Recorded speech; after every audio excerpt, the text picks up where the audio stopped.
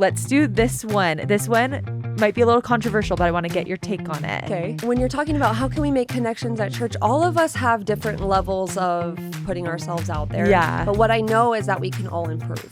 And one of them actually is like, I'm not just young and naive. I know this is true. And I look back now and I laugh and I wonder how much I was like, was I just young and naive? You know what I mean?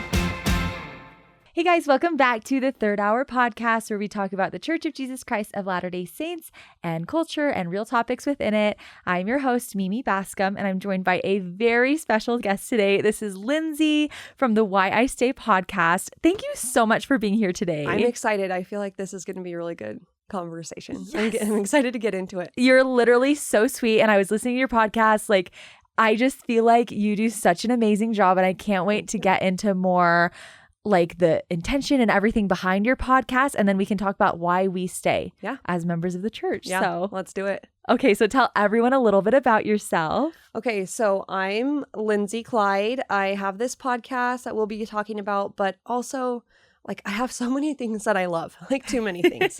That's right? Not a bad thing. Sometimes it's a bad thing. But like right now, if we want to talk about what I'm doing right now, I'm getting into voiceover work, like voice acting. Okay, and voiceover. Stop, because you're perfect for that. Oh, thanks. It's so fun though. It's been a dream that I've always had, and it's fun to see that, like how God has helped me learn to use a microphone and learn to edit and stuff. And then when the opportunities came, I had all those skills so that I could just do the acting part and then put it all together. So I'm working on an audiobook right now for someone. I've done a few commercials, like one for KSL and stuff. And it's just kind of a fun little side hobby. So anyway, that's one thing that I'm doing right now. That is so incredible. Do you do like commercials and stuff? It's probably just like your own voice, but have you done any like characters of like so weird voices? Actually, I don't know if I'm even allowed to talk about this, so we might have to. I don't know. We can cut it out if we can cut it out. But so the church has Margot and Paolo, which replaced Matt and Mandy in The Friend. If you ever read The Friend growing up, so it's this little comic where it's just like a brother and a sister who have some kind of experience and they learn a gospel principle. And as we've been becoming more of a global church and wanting to push those efforts, they've changed it to Margot and Paolo. And it's like these little kids who also have they're Matt and Mandy's friends, and they write to them and they learn the same things, but they have a parrot named Kiwi, and they're doing a cartoon version of it. And I auditioned and I landed the role of Kiwi the parrot. Stop it. So that's coming out you're sometime gonna be in the a future. parrot. I'm a parrot. Yeah. Oh my gosh. Okay, wait. Like, can you give us a sample of what the voice is? So this is the line that the director had me say over and over again, but it was just like peanuts. like the parrot is so excited about peanuts, and so I had to say peanuts and so many things about peanuts like over and over again. So my kids will be like, peanuts? Mine. You know, like so anyway, that's like a little known behin the scenes fact about me. Okay, I'm literally gonna watch that with my son and be like, I know the parrot, like the real I'll send you home with an autograph if you want. That would be amazing. Yeah. Okay, you need to start like merch, like you can have like the plushie like parrot. That is awesome. The coolest thing ever. Thanks. And you're also a mom. I'm a mom. I've got 5 kids. I'm also trying to start a business. Like I'm just doing too many things right now. I get that. It's hard. It's crazy. Balance, like picking and choosing what good thing to pursue when there's so many different things you want to do. Yeah. And I've been really trying to cut back so I could be present. And it was really hard during 2020 to just kind of get into the flow because everything was shut off and I had to work really hard at being still. And I was kind of in that mode for a while, and it was hard to get back even into podcasting because I found so much joy in motherhood, which I hadn't experienced actually for a lot of years. It took work and prayer for me to really enjoy being at home with the kids. Wow. And so I finally got to that point. And then Heavenly Father was like, and do this and do this. And I keep praying. I'm like, okay, so what should I cut out? And for right now, at least, and this isn't going to be my story forever, and it's not everybody's story, but he just is telling me to keep going, do the things. And so I'm trying a little bit at a time, getting a parrot in there, here and there. But have you had do you have any tips for kind of balancing just home and family and work? Yeah, it's so personal. And I think it's so personal. And I think the best thing you can do is just stay close to the Spirit, because the Lord will let you know. Like Heavenly Father and Jesus Christ will use the Spirit to kind of prick your heart. And so if you can stay close to the Spirit and commit yourself to following promptings, even if they don't make sense, even if your answer is like, your gut reaction is no thanks. Right. If you can do that, He will take you on a journey that is more wild and more amazing than you can ever imagine up for yourself. And that's what I really do have a testimony of and believe about God, is that He will take you places you never imagined. And it's a fun ride and you want to be a part of it. So stay close to the Spirit.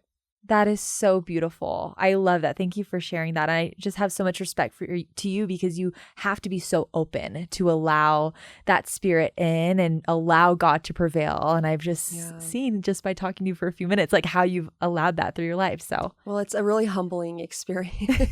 It's like if we wanted to rewind through the times of my life of me just getting sucker punched by the Spirit of just like, oh, okay, I guess I shouldn't be, that prideful. Oh, I shouldn't be doing this. It's hard though when you have an idea for your own life and you realize that's not the idea that God had for your life, and kind of adjusting your own mindset and allowing that. So it's tricky. It really is all about trust though. I mean, the question is, do you trust Him? And that's kind of what I feel like maybe our conversation will go like today a little bit. We'll get back to that basic, do you trust Him? Yeah. And if you do, what does that mean for your life? What are you willing to do? So. Oh my gosh, I love that. I'm so excited. I feel like you're looking to my soul. I feel like this is going to be a personal revelatory session for me. So Yeah. I'm excited. No. And I want to hear more about your podcast, because didn't you start it during the pandemic? Yeah, I did. So it was 2020 and I was ward historian, which yes, it's a real calling, and it's so anyway, I've got opinions about it. It's a hard call. It wasn't the best calling for me. But I tried my best. And then they asked me as ward historian to start a newsletter. And I was like, no, thanks. That was one of the no thanks moments. But I thought, how can I use my skill set to help the ward at this time? And I had already been doing a self-love podcast for a year before that I stopped in May of 2020, because I was just looking for something more. I loved self-love and I loved helping people find confidence, but it wasn't something I could talk about forever and ever. And so I thought, the Spirit just told me, hey, what about a podcast for your ward? And I just sat down at the keyboard, and it was one of the most direct spiritual revelatory experiences where I just put my hands on the keyboard, and the title of the podcast came, and the questions I should ask came, and the format came.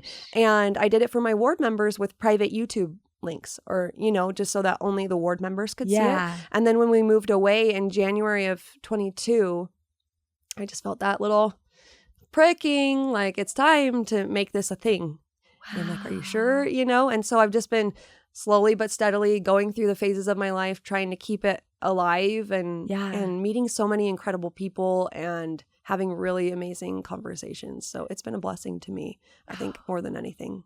That is so incredible. I know I can't even imagine, because you've been doing it for so long. I feel like I always learn so much from our guests, and especially tell everyone the format and the intention and everything behind your podcast too. It's really so good. Oh, thanks. Well, of course. It was all him. I can't even take any credit. I can say thank you for him. But so they come on, we do rapid fire questions where I just get to know them, make it personal a little bit. And then we get into 3 exploratory questions where I ask the same questions and they can choose which ones they want to talk about. When was a time that you had to have courage in your discipleship? What was an experience that increased your maturity in the gospel? What's a scripture that's given you strength recently? And so we just go through those things, and they share their stories. They share their real life experiences. And they're just everyday members of the Church of Jesus Christ of Latter-day Saints. And that's kind of where I found my passion is that I love hearing from of course, the leaders of the church. And I love hearing from the big names that everybody knows from Deseret Book or whatever.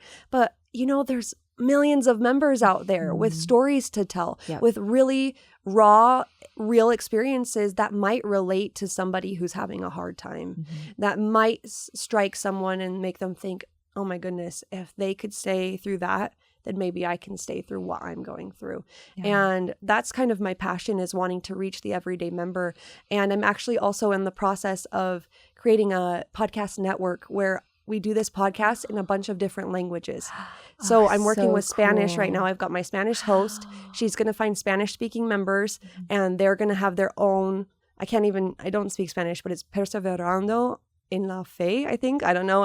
That's a really bad accent. Cut that out. But to persevere in the faith.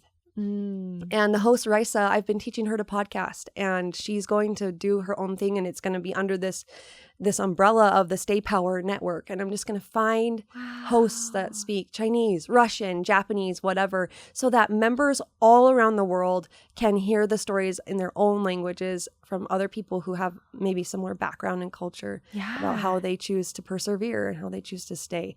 And that just really lights me up. It's just helping people connect and gain strength from each other, because I don't have all the wisdom, right? I can't sit here and give all the advice that everybody personally needs, but other people do, and collectively we are Zion, and we can help each other out in that way. So yeah, that's what's coming. I love that. That is so exciting. And exciting. I absolutely love, I don't remember if it was in the intro to your podcast or where you said it, but you said something along the lines of like, not every member is going to have the opportunity to speak in general conference. And there's so many amazing stories and testimonies out there. And I could not agree with you more. So I think it's incredible what you're doing. And if you haven't had a chance to listen yet, we'll have all your links below. Thanks. But I think it's a perfect listen. The episodes are pretty quick, like for a Sunday or just on your commute to work. It's so good. So. Yeah, and you guys are doing great work here as well. You know that. So you're doing the same thing. You're putting so much good content out, and we need it, right? We need to flood the earth with we this need kind it of all stuff. Different variety. I'm like, what we do I feel like is a little different, but it's like same core, like trying to put good out there, which is what we need. Thank you. I appreciate that. And I want to know, what has been like the best part of hosting your podcast? Oh, the stories, the people, the connection that you have with people, that when you sit down and share vulnerable experiences, like that just connects you. And I just have so much respect for these people. A lot of times they're sharing really hard stories that maybe they didn't want to say publicly. And the Spirit prodded them, and they said yes, instead of saying no thanks, they said yes. And the Spirit just floods the room. I always do interviews over computer, but it just floods the room when they open up and they share their struggles with addiction, or with like having a family member who's done something hard, and making those connections and hearing their stories of triumph is just, it's so incredible. And it leaves me thinking for days after what they've said, and it really is really uplifting. So I think that's probably what my favorite thing about the podcast is. I love that. And I feel like it's so cool to hear, like you said, just from the everyday member, and just going back into their shoes of like being vulnerable to share those experiences. Because something we talk about here on our podcast a lot is like, it's so hard because we balance like the perfectionism and like almost a toxic positivity of like being in the church or being a member in Utah, but then also like we want to be vulnerable, but it's so hard to, and it feels like everyone else is perfect. And so like just so much respect to the people who are put themselves out there and share their vulnerabilities. That's what we need. And I think that's how we're going to improve culture as a whole. So I love that so much. Yeah. And I've been in Sunday school lessons where, in one of my wards, that we had a special Sunday school where the people who were leading the addiction recovery program, husband and wife, got up and shared that they had addictions that they were dealing with. And the whole room went like electrically silent, but not with like judgment, but with like awe and grace and charity. It was the most powerful experience in a Sunday school that I've ever had, when the teacher, and I'm not saying everybody needs to, go up and share their sins or whatever, right? But when you follow the Spirit and you share something that you're struggling with, it can change lives. It will change lives. And so I think that's just one thing that we all can work on, is just listening to when is it the right time to share, like, actually I've been struggling with this, or I have in the past, and this is what I've learned. this is what I'm learning right now. Yeah. So if you are listening and you're thinking, I feel like I need to share, you're open for people to come on, right? Yeah. They can just email you and 100%. set up a time to come on the show. Yeah. Why I say podcast@gmail.com.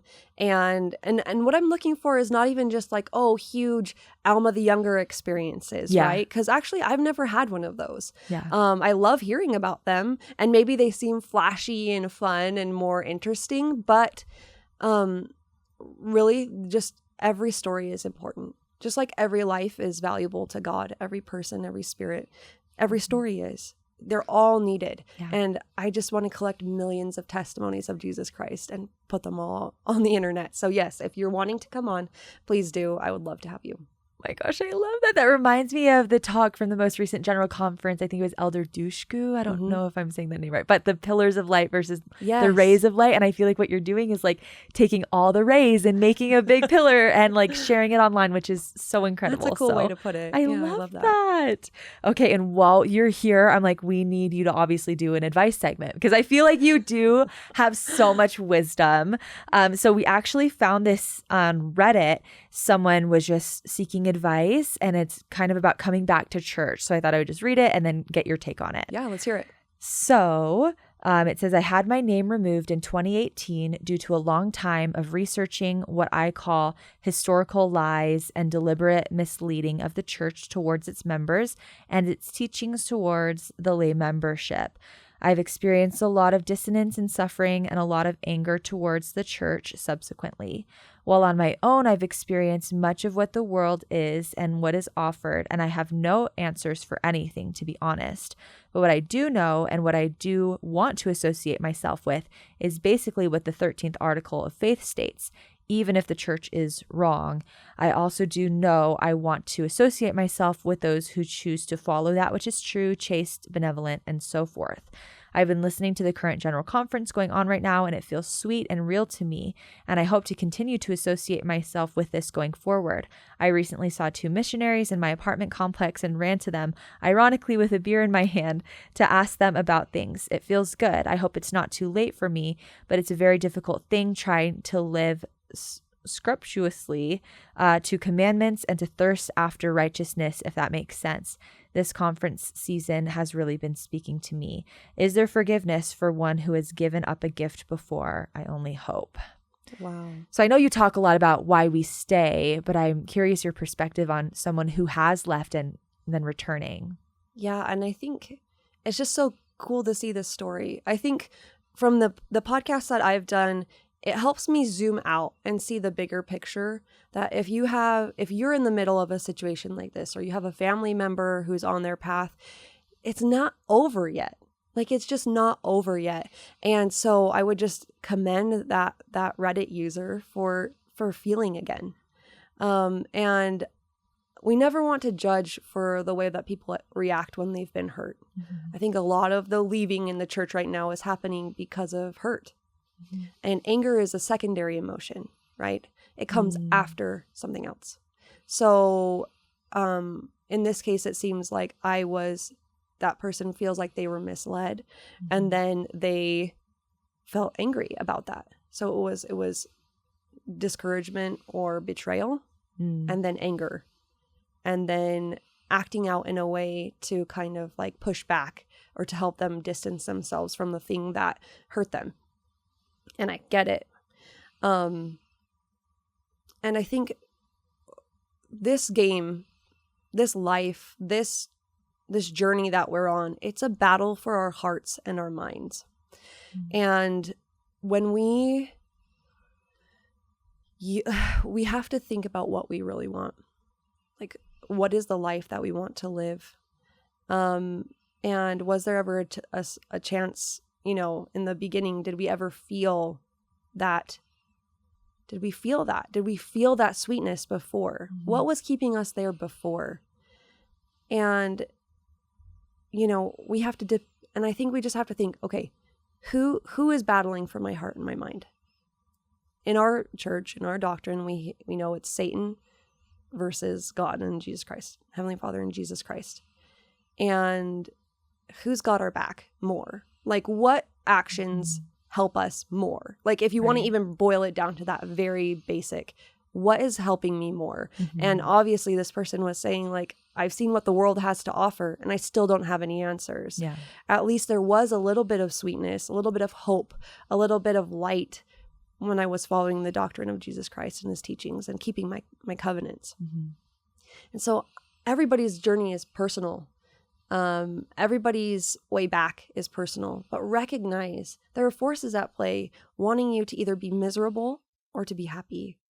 And I think in our modern world, we equate happiness with ease, and that's not the case. Yeah, that's such a good point. Yeah, and I think that when we come up against hard things in the church, which everyone will, you have to decide, who is God? Do I trust him?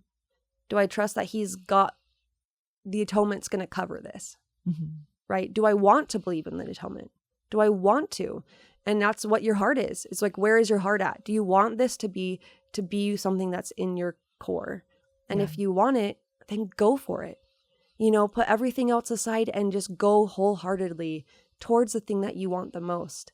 And I think learning who God is and realizing he doesn't always save us from hard things. He doesn't always step in and stop you from saying something to your child that you wish you hadn't said. Same with our church leaders. And I know there's a lot of talk about the prophets not being perfect.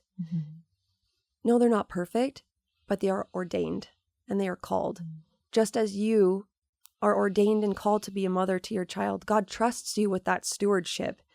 God trusts these men and women with this stewardship. He called them to be there, and he can right, through the atonement of Jesus Christ, he can right any wrong that has happened because of things that were said or things that we misunderstand because of historical context or we don't have the whole story. He can right every wrong, but only if you choose to stay, right? You have to follow the commandments. You have to be there with him and choose to engage in that wrestle for those blessings to come to you. So running away is just really prolonging your healing. And maybe that's what you need to realize you want to come back. But that's what my advice is, just, do you trust God?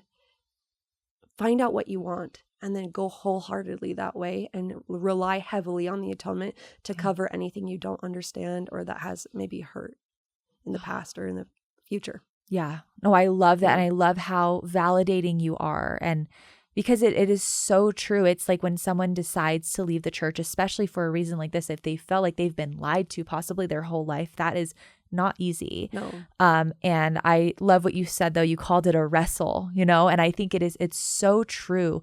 Coming back or even staying is not easy. It's going to take effort, but I mean, what were we placed on this earth to do? Like, that's kind of the whole point. And so I love how you said that. I think that's beautiful advice and so much love to this person. I don't know. I think this was like a few months ago because they said mentioned conference. So I'll have to look for an update, but so many prayers for this person. I'm sure there's other people going through the same thing. So thank you for that. Hopefully it helps. I feel like everything you say, I'm like, you should have a podcast or something. It's so good.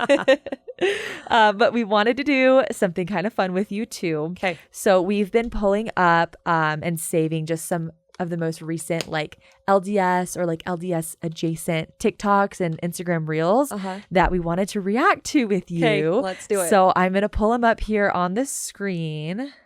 This one's actually really cool. This is just from Jasmine from Scripture Plus. I'm sure you've seen her. She's actually coming on the podcast. Her episode's coming out. Really? Soon. Yeah. Oh my gosh, that's so exciting. Yeah. I'll have to listen. She's the best. Yeah, it's all about temples. It's really temple heavy, which is so awesome and needed. So oh my gosh, I love. Yeah, she it. came on ours too and like talked. She like blew my mind. Like, she is incredible. Yeah. So I'll have to listen, but I thought this was super cool. If Joseph Smith had fabricated the Book of Mormon, he would have needed to remember and keep straight hundreds of consistent dates throughout its more than 500 pages. This is especially difficult when you consider that the book has multiple flashbacks and 3 separate calendar systems that overlap. To better understand what I'm talking about, Let's break down the timeline. Mosiah 29 says that the first year of the reign of the judges coincided with the 509th year from the time Lehi and his family left Jerusalem. Then much later in 3rd Nephi, it says that the 91st year of the reign of the judges passed away, and it's been 600 years since Lehi left Jerusalem. This means that these two moments in time must have happened about 91 years apart, and the math definitely checks out, even after 199 pages of dictating the translation of the Book of Mormon. Wow. Then 3rd Nephi introduces a third calendar system, tracking the time elapsed since the time of the sign of Christ's birth. So 3rd Nephi 2, Mormon tells us that 9 more years have passed away and gives us a new set of dates for all 3 calendars. And once again, all the dates line up. There are a lot more examples like this throughout the Book of Mormon, and it would have been insane for Joseph Smith to have kept all of this straight, especially since, according to the witnesses, he was not relying on any notes to help his memory. It genuinely seems more plausible to me that these were in fact all actual dates that were written down in real ancient records. And if you want to read about even more examples of accurate chronology throughout the Book of Mormon, check out Article 240 at Evidence Central. I love that. We're just looking at each other like, oh my gosh, like literally, Like mic drop. Yeah, mic drop. It's literally crazy. The fact that I can't even keep it straight as a reader. Yeah. Like, you know what I mean? Like, Totally. to have him, like, it's really so complex when you look at it that way. And not to mention, he was like running away from mobbers, like having to start and stop and start and stop. Like, had some personal stuff going on a too. little bit, yeah. It's so cool. I love seeing stuff like that because I want my testimony of the Book of Mormon to just be based in like, does this bring me closer to Jesus Christ? Is this a good fruit? And it totally is. Yeah. If you really read it, it has nothing but like good advice, things that even if you didn't believe in Jesus, if you followed them, you would become a better person. Yeah. Somebody who helped contribute to society and things like that. But when there's stuff like this that comes out, it's just like, oh yeah. Like, Right? You know, It's it makes just you like excited. an extra little boost. I Uh-huh. love what you said too. Like, we don't base our testimony off things like this, but when we see them, we're like, hey, Yeah. okay, Hair I flip. see you. Awesome. Okay, I love that. Okay, this one was so funny too. How many church buildings can I run to in one run? I live in Provo, Utah, and this place is littered with church buildings. I must That finish map is right where crazy. I started in under 5 miles. I challenged my buddy Jake to the same challenge this morning. He lives just a couple miles away from me. We'll see who can get more churches. Let's go. Number 1, church buildings like across the street from where I live. Church building number 2, which actually shares a parking lot with church building number 3. Is that a seminary or something? How are there Maybe. Or a two? stake center and a church building. Maybe. Number 6. And boop. I've been doing really well with this challenge so far. However, I am now like 2 miles away from home. I'm going to see if I can hit up a couple more on the way back. Church building number 7, number 8. Hopefully I can get back before 5. That one looked like mine. 4.68 miles. All right, here's Jake. We'll see how many he got. Before you say anything, how many church buildings did you pass by this morning? 8 and 1 temple. Oh, a temple. That's bonus points. Counts as 2 or 3. Oh my gosh. 8 church buildings That's in hilarious. 5 miles. That's so cool. It really is. I lived in Boston for 7 years Did and our you? ward boundaries were pretty big. And actually we lived in Buffalo, New York before that. And it took me 45 minutes to go from one ministering, well, I was visiting teaching back then, but from one visiting teacher teaching lesson to another. Like that's how my big the ward boundaries were. And so I have this appreciation for just being able to be close to your ward members. It really makes a difference in my life when I can walk outside and be surrounded by people who kind of believe and live the same. But that's really funny. Absolutely. No, I'm so with you. I remember when I moved to Utah when I was like 13 or 14 and I was just so shook. It was like same thing. We had to drive like, I don't know, 30 minutes or so to church. Yeah. And then now we're walking to church. Yeah. It was right there. It was like the craziest thing ever. What a blessing. Yeah. And I hope that that's what, with the temples, everybody showing up, you know, like as we get closer to the second coming, I hope more and more people get to experience that opportunity to have churches nearby. It really helps. Oh, and temples nearby too. I know. It's literally so It exciting. is. Okay. Ooh, let's do this one. This one might be a little controversial, but I want to get your take on it. Okay. So this is Madison Pruitt, I think is her name. She's Okay. like a Bachelor Nation girly, okay. but she's like a Christian, like she has a Christian podcast. And so just so you know, she's not like a member, but I like a lot of her stuff and I thought this was interesting. So we'll Okay. see what you think. You're staying, you're gone. Sorry. Wasn't sure about you, but I'm going to tip towards gone. So, gone. One of you two has been rejected. Who do you think it is? Wrong, it's you. So the things that she rejects would be like healing crystals and then meditation and yoga, I think, and then zodiac and tarot cards. Do you have any strong opinions about any of those things? So I want to say that like maybe my opinions are separate from the podcast, right? Like sometimes I want the podcast to be as like general church leadership safe as possible. Like, Totally. exactly with that. With her, I would agree, except for I would keep meditation and yoga. And I know there's different ways to do meditation and yoga. I know there's different styles. For me, during 2020, when I was losing my mind with having to be in 1,000 square feet with my husband working from home, two girls on like a first grader and a kindergartner on Zoom class, and a little son, and then it was just so hard that I really found so much help in meditating and stillness and yoga. And that really helped me. I think that's a really good mind, body, spirit connector. Totally. Healing crystals. I believe that everything in this world has a spirit. I wouldn't give objects like that more like, I don't know what the word is. I wouldn't heed them. I wouldn't like listen to them or feel them more than I would feel like the spirit. I feel like the spirit and like reading things from the scriptures, that connection is more important. And yeah, we know that Joseph Smith used stones to translate, and that's something, but those things were given from God. We know their direct line, you know, so I'm not into the crystals. I would not support that. And then like the tarot reading and stuff kind of along the same lines. It reminds me of the scriptures about the wizards who peep and mutter. Why wouldn't people look to their God to hear from the dead than from people on earth? That's how I feel about that. I feel like when we start to get into that stuff, you can kind of edge on the side of being misled by the spirit, because you're opening yourself up to a line of revelation that isn't ordained by God. So those are my thoughts. Yeah, no, I am totally with you. I feel like, and with Zodiac too, I feel like it's hard because I feel like these things are getting so popular. And I feel like it depends on how seriously you take it with something. I'm speaking about Zodiac specifically. I feel like healing crystals, that's I don't know. I feel like it does depend on how far you take it. If it's just like you check your Zodiac for fun, just see like, oh, it says I'm going to have good luck today, whatever.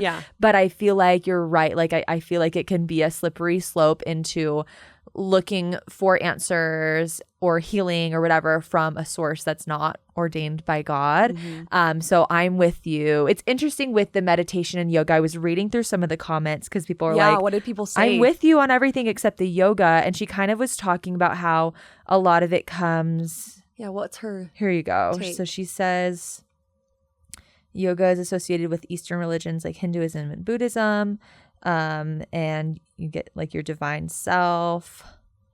See, and I get that, but I do feel like we can get goodness from other religions, obviously. 100%. I will say I've been in a few, because I love yoga, and I've been in a few yoga classes where it's like, okay, open your third eye. And I'm like, okay, I don't really know. And not to like make fun of that, like, because I know that like my grandma's Buddhist and I have so much respect for that religion and everything, and Hinduism and everything. But I think for me, it's like I go because I do feel like I get that stillness, and we're recommended to meditate like from prophets and apostles, and in the scriptures it says, so I think it really is just your intention behind it a lot of the time. And so anyway, I thought that was interesting. And I think every member of the church might have a slightly different, like what they're comfortable with. But I think prayer, personal revelation, let God be the one to lead you through like deciding what is good for you and your family. Yeah, and I 100% agree with what you said about other religions. I feel like there's so much truth out there. Our version of the, our culture behind the doctrine of Jesus Christ, how it, was established in the United States from a Protestant background, escaping religious persecution, that really influences the way that we see things. But there's so much good to learn from other religions. And honestly, like, I think we might get to the other side and realize, we were really culturally influenced in things that we didn't think Totally. we were. Yeah. And that's not to say it's bad, Right. right? But I think we just need to realize there's so much good to be found from other cultures and religions and nations. They figured some stuff out.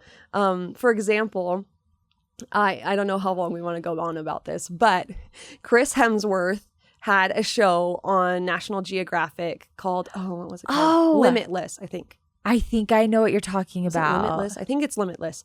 So anyway, one of the things he goes into was like endurance running, and another one was cold showers and like the benefits of cold water. And they did a little spotlight on this Japanese like monk group who will go under this like freezing waterfall, and when they're initiated into that religious practice, they go under this waterfall and they just sit here like this as it's pouring like freezing water on them until their master says, okay, you've done long enough, like come on out. And Steve and I, my husband and I, were so like floored by this and all the benefits that the research shows about these practices that we started to do it. And I feel the change by using cold water on my body, which in our Western modern society, it's like hot showers are nothing. Like we freak out when our hot water heater goes out. It's like, I can't take cold showers. Like what? And then there's people around the world who are learning to overcome their physical reactions through the power of their mind and their spirit, which I think is such a core part of our religion. Is learning to have our bodies through fasting, right? And we know that other religions do that as well. Our mind is in control. Our spirit is in control of the body. And I think that's a huge part of becoming like God, is being able to have that mastery over the physical. Yeah.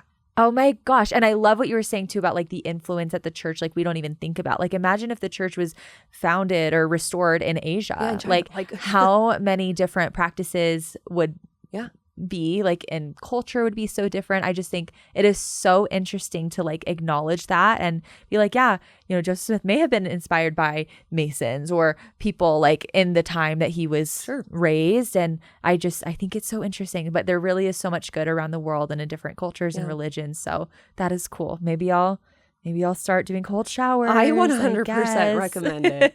Like, I do cold showers when I rinse my hair. So you're already halfway there. I hate it though. It's so bad. I need to master my body. It's all about the mind games. Again, it's like you got to tell yourself, like I always say to myself, I will be warm again. I will be warm again. Gosh. And so it helps you get through because you know it's temporary. And it totally helps you in all these different aspects of your life. Oh my gosh, yeah. Because I see the cold plunge, like the baths. Yeah, exactly. And I'm like, those people are nuts. Yeah. But I know there's benefits. Like I know there's a reason people are doing it. But yeah. I just don't want to. Maybe I'll get there one day. You're at the no thanks stage of the cold plunge. Yeah. Yeah. Okay. Let's just do one more. I want to end with this one I loved. So this is from a seminary teacher. Okay.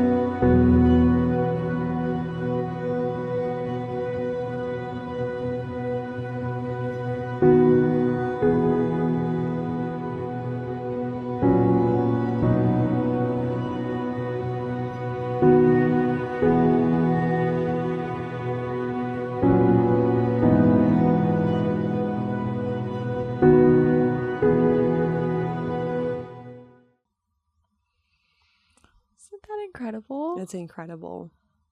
I just like, I'm picturing myself at that age and like, I feel like sometimes I look back, I don't know. Okay. So when I was in seminary, I had my phone and everything, and I would write notes in my gospel library app. And it's funny sometimes to go back and read them because they're from like 2013. It's like, I just know the church is true. And one of them actually is like, I'm not just young and naive. I know this is true. And I look back now and I laugh and I wonder how much I was like, was I just young and naive? You know what I mean? But I feel like I read these and I remember back on my experience in seminary, which I just adored seminary and my teachers. And I wasn't. And God speaks to us at every stage in our life. He speaks to the youth. He speaks to them in the language that they need to hear. And I know that even though now I look back and I'm like, I was 13, like, what did I know?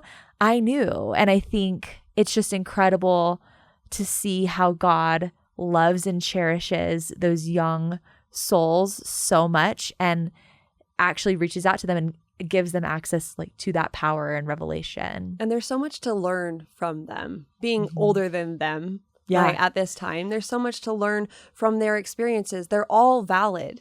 And I think that, like you said, God speaks to us in every stage of our lives.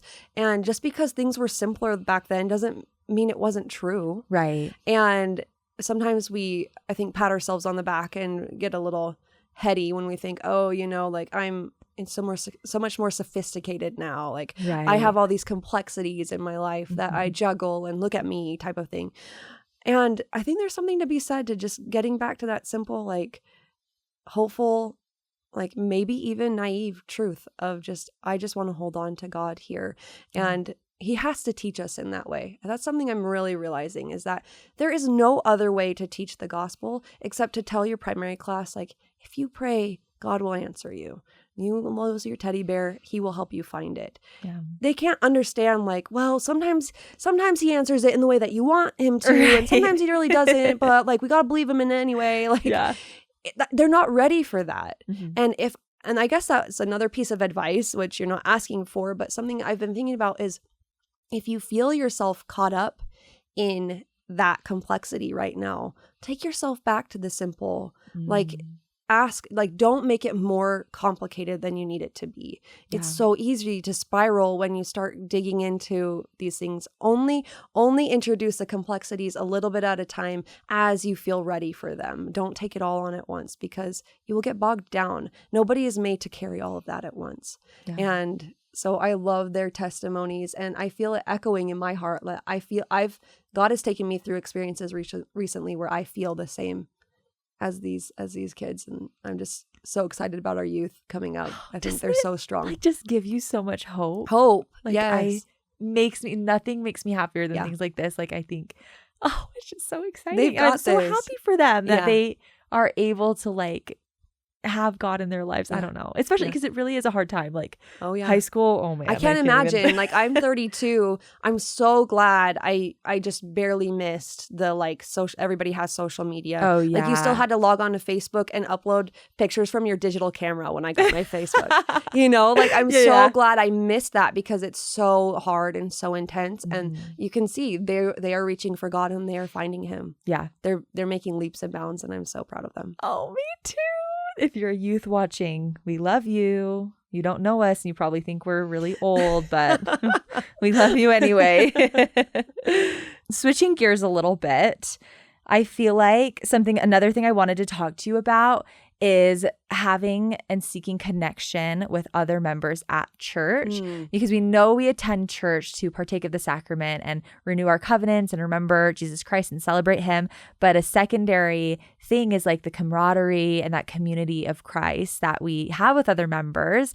And I feel like sometimes when we're going through hard things in life, one of the reasons why we stay could be, that community from our ward. But I also know and understand that a lot of people may have difficulty like actually seeking that connection and building that connection with other people at church.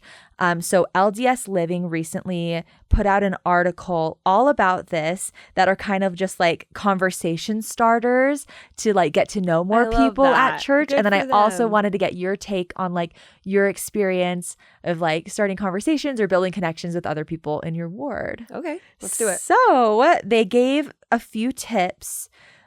So one of the tips is to make an observation. So this is for all of our people who are like, just have a hard time, starting conversations with people at church. I thought these were so good. So make an observation. And this is great. So thanks for sharing your testimony today. I appreciate your lesson, or like if they made a comment in Sunday school or their musical number. I feel like not only does it help them feel like, okay, I did a good job. Yeah. But it also is like a really easy way to start talking to someone that you don't know. Yeah. I think that's so important. And I would even take it to the next level and like make it personal. So thank you for the testimony you shared today in sacrament meeting. It really touched me when you said A, B, and C. Love that. Right? Because I've been struggling with this, or I was thinking about this for my son, or whatever, right? Just taking it a little bit farther. And even though you're rushing to get to class or to teach your primary, like it can wait a few minutes. Totally. Like, it totally can, because this is so important. So I would say make an observation and then take it to the next level by making it personal. I love that. Let's write in LDS Living, tell them to add that, because that is really, that makes a difference. I think it does. And it helps make a connection that you can build off of in the future, which is important because you don't want to start from scratch every time you talk to somebody. Right. Totally. Okay. Another one is ask a question. So they have a couple ideas. Like, what was the best part of your week? What's made you happy this week? Because I feel like sometimes it's like, how was your week? And they're like, good. And that's it. Yeah. I feel like, I don't know. I feel like I would say this more to someone that I know a little bit better. I don't know. What do you think? Maybe you're bolder than me. And that's so hard because like when you're talking about how can we make connections at church, all of us have different levels of putting ourselves out there. Yeah. But what I know is that we can all improve. Right. Even if you are the biggest introvert and you've got a social anxiety, like God can help you with that. Totally. And so maybe you start out with something and the person responds good and that's it. Like take it as a win. Right. Like, and I think when we go about these things and trying to feel out our personal comfort level and then reaching just a little bit beyond and finding our strengths, and some of us are not extroverts. Some of us are more introverted and don't need to like reach out that much. But God will tell you how to do it. Yeah. If you ask him and let him, and then approach it like scientifically. Don't make it feel like, oh, they shut me down and now I'm never doing that again. Just say, all right, that didn't really spark a conversation. What could I do next time to make it go a little bit further? Oh, I love and that. And then trying to make it a little scientific helps you space it so it doesn't hurt your feelings. Oh my gosh, that's a really good idea. Yeah, I love that. Yeah, I think these questions are great though. I know. I feel like these would be great in like a ministering visit. Even, yes, that's what I thought when you were reading them. That's exactly what I thought. Like to be able to go a little bit deeper. Okay, and then or ask like how their kids are doing. I feel like remembering details about people is so good too. Something I actually used to do is in my contact on my or in like that person's contact on their phone, I would write notes about them because I have the worst memory. And I feel like it's almost a little creepy if they ever saw it. They'd be like, what are you doing? You got like your notes on me. binoculars. I know. But like, I feel like, especially in my ward, there's like 800 people or something. It's like, it's huge. massive. There's a lot of people. And like, I will meet someone and then forget what they look like. And like, I don't know. I feel like it's helpful, like just to remember. I did it in our not our singles ward, our married student ward. Be like, oh, this was their major. Like just to be, because when someone remembers a detail about you, I feel like that says a lot. Yeah, and it helps cement it in your memory. And then just giving yourself grace, because this happens to everybody. And something I like to do is when I introduce myself to a new person, hi, I'm Lynzi, what's your name? And then I say, please forgive me if I have to ask again. I have got a lot of people to remember, or I'm not good at remembering names. Yeah. And they're always totally understanding about it. And then if you have to ask, you say, I'm so sorry, could you remind me your name? And then just having that humility and like letting that embarrassment go. Yeah. Is fine. Then you get to move forward. Because if not, the only other option is not talking to them for the rest of the time you're in the ward. And you don't want to do that. Everyone's been there. Everyone has been there. Literally. I love that. Yeah. Oh my gosh. Okay. I'm going to have to start doing that because I have the worst memory. I feel so bad. Okay. And then last one. Oh, this one was like suggest a plan. So if you have to like run your kids a nursery or whatever, you can say, hey, like when are you free to go on a walk together? Can I drop a treat off at your house? Does your family want to come over for dinner or game night? I think these are great because I feel like so often we talk about like ministering and service, but we really can't do that until we know people well. Yep. And I feel like, at least for me personally, I can't get to know people super well just at church or at a Relief Society activity. Especially because we have no third hour anymore. Right. Like there's not a lot of downtime. Yeah. You need an outside like connection. Extra thing you're doing. So I love these and I feel like it's totally worth. I know it's kind of scary sometimes, like putting yourself out there, but I feel like a majority of the time they'll be so glad that you did. Yeah. And the more you do it, the easier it gets. And so you just have, it's like the cold showers. You just have to take the plunge. And the more you do it, the more you realize, okay, that I didn't die. You know, like I'm Right. still here. I might have been a little Yes. embarrassed. I might have stumbled over my words. But they're not, those people are not thinking about you. You're thinking about Right. yourself. They're Totally. thinking about, oh, I'm so glad that person reached out to me. Yeah. You know, that you might be the person that they need, you know, so don't hide it. Yes. Yeah. 5 seconds of insane courage. I Yeah. don't remember what that's from, but I remember that's sometimes I use that reminder. I'm like, okay, I just need to be love brave that. for 5 seconds, get that initial like hello And then out you of can the be way, done. and Yeah. then it's easy from there. Yeah. I love that. And so what's your go-to, just like if you see someone at church that you don't know, do you just go in like, hi, I'm Lynzi. Like, I And want to maybe know that- your approach. Maybe that doesn't work for everybody. Yeah, I definitely do. And I think sometimes you can't get to everybody, right? Like there's just no way, especially in our big wards. If we're in Utah, there's big wards and you just can't get to everybody, but just kind of letting yourself be open to the Spirit to tell you like, hey, that person needs a compliment today, or that person needs a hello, that person needs a hug, you know, just getting over having that embarrassment and having 5 seconds of insane courage. Yeah, I would just say, hey, I'm Lynzi, you know, what's up? Can I sit by you? And then just ask questions, just ask about their life, make them feel like someone cares, because someone does. Yeah.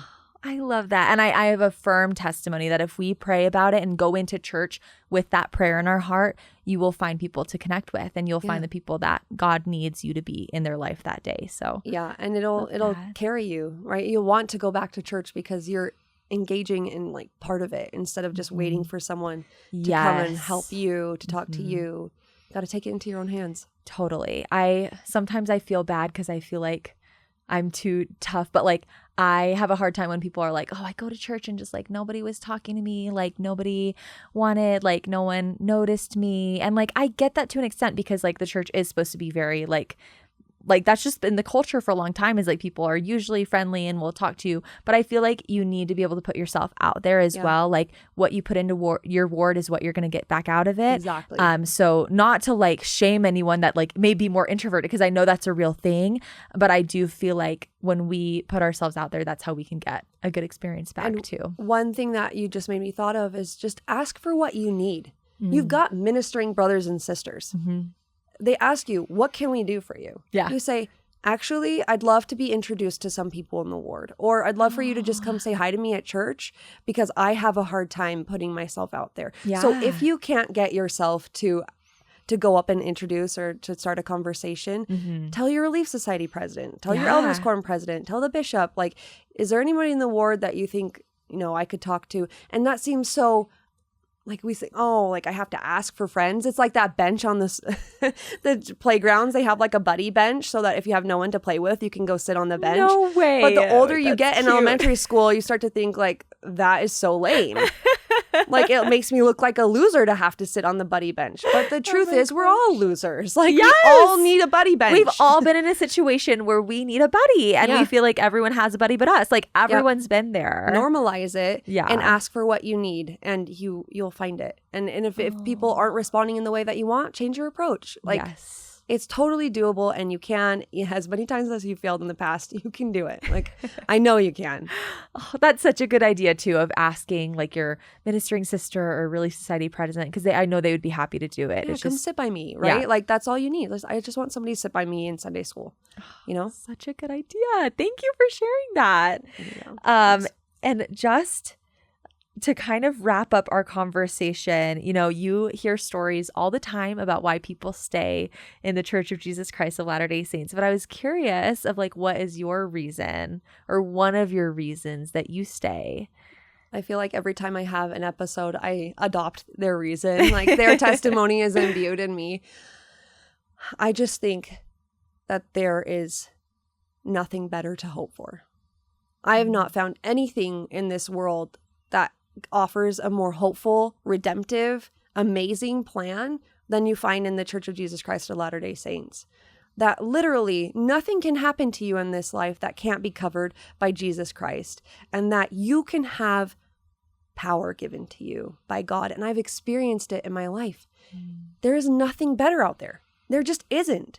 And you can't experience this all that there is. You can't experience God's fullness unless you commit yourself.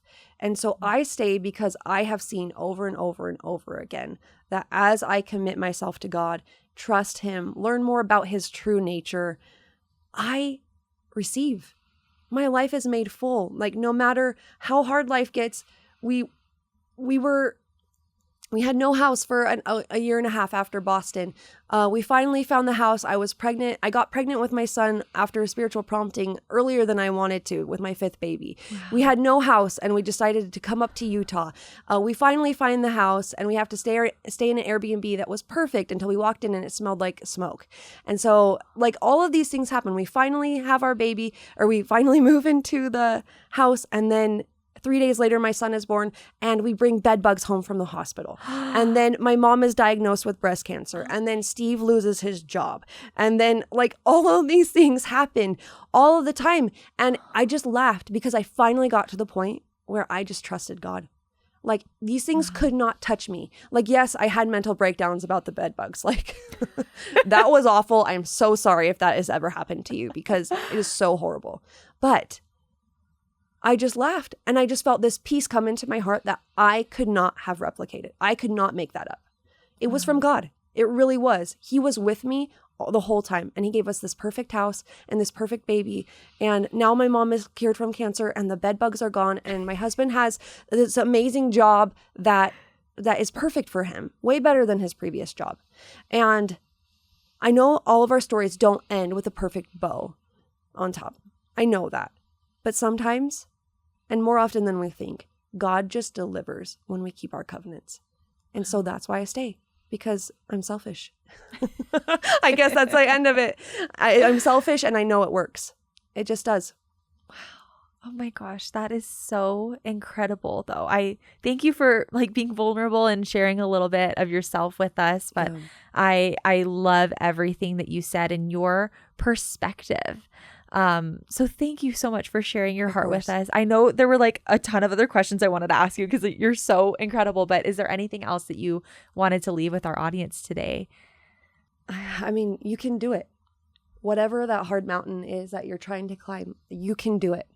God is so with you. And if you don't feel him with you, it's because he knows you need to learn to walk this, but he's watching you. He's there for you. And no matter what journey, trial, anything that you're going through, you can do this. It's all in here and all in here. And if you let him into your heart and mind, there's nothing you can't do.